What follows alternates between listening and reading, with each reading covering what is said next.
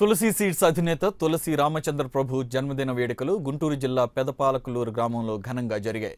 జనసేన నాయకులు చెమట అశోక్ మల్లికార్జునరావు ఆధ్వర్యంలో నిర్వహించిన ఈ వేడుకల్లో తులసి రామచంద్ర ప్రభు పాల్గొని కేక్ కట్ చేశారు.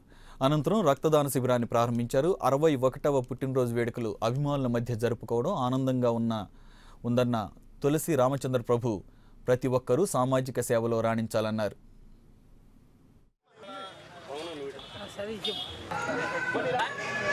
ఈరోజు నా 71వ పుట్టినరోజు. ఈ సందర్భంగా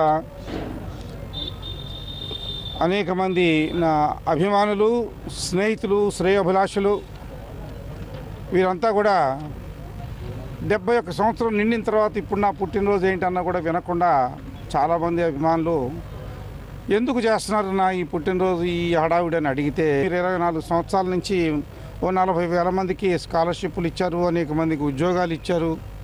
మీరు చేసే కార్యక్రమాలు మీరు చేస్తున్నారు కాబట్టి మిమ్మల్ని ఈరోజు మేము గౌరవించుకుంటామని ఒక 50 నుండి 60 మంది యువకులు బ్లడ్ డొనేషన్